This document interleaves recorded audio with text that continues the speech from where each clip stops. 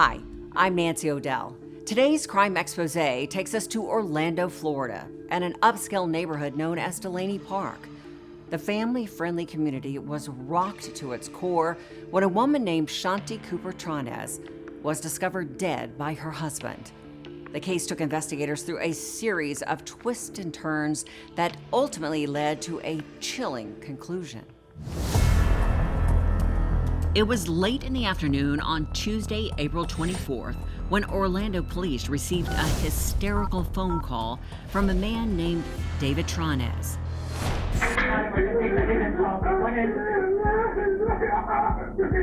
Hello? She stopped breathing and trying to do CPR. I can't. Okay, listen to me. David told the operator he had discovered his wife Shanti unconscious and partially submerged in the bathtub of their garage apartment. He was still on the phone with 911 when first responders arrived. Okay, and who is this? This is David Tronnes. As emergency crews approached 39-year-old Shanti, it was clear she was already gone. And to one of the officers on the scene, it was also clear that this was no accident. She appeared to have significant facial trauma and a variety of injuries to her arms and knees, which indicated to him this woman very likely had been murdered. Homicide detective Teresa Sprague and her partner were assigned the case.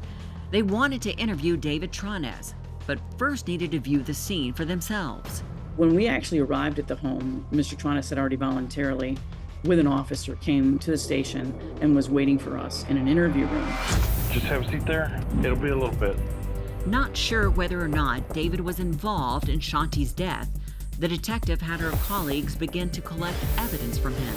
Requested Detective Montford and CSI Kane respond to that interview room to get his information and to take his clothing and to get pictures of him, and if he would allow a buccal swab of his mouth, photographs, and to clip his fingernails. David was cooperative and did whatever they asked. And did investigators find any bruises or scratches on his body?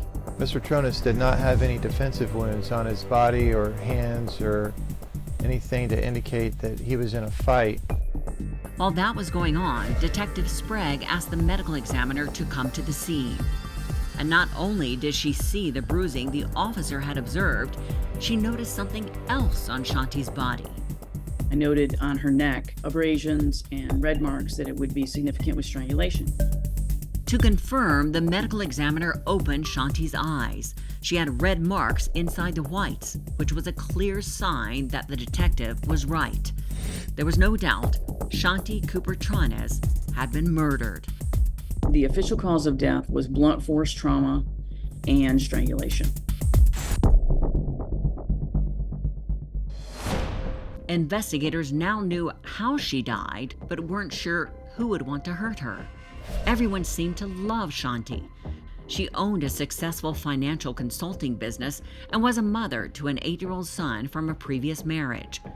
Detectives had no choice but to start with her husband, David, since he was the one who found her. We know who she was with at the time she was found deceased, but not who was with her at the time of her death.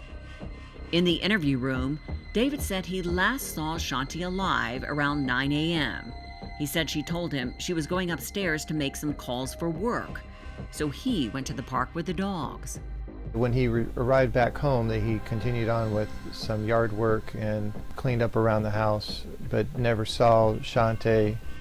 Around 3:45, he started to wonder where she was, since it was time to pick her son up from school. I went upstairs. I don't hear her talking on the phone, so I say hello. I don't hear anything back. I can hear water running.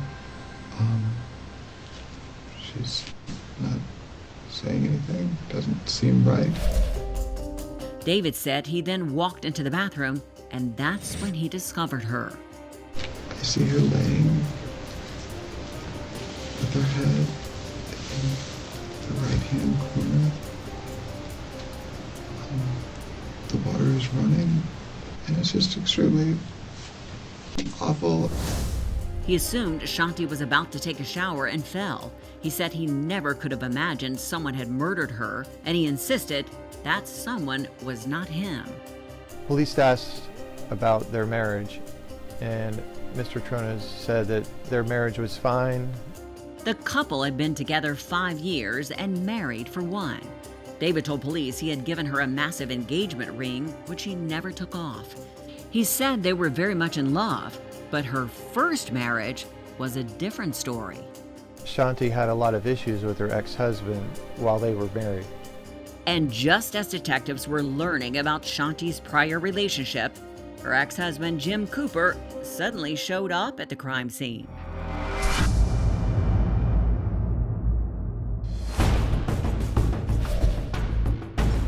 My immediate response to his interview was, he's still a suspect. I mean, he's not clear.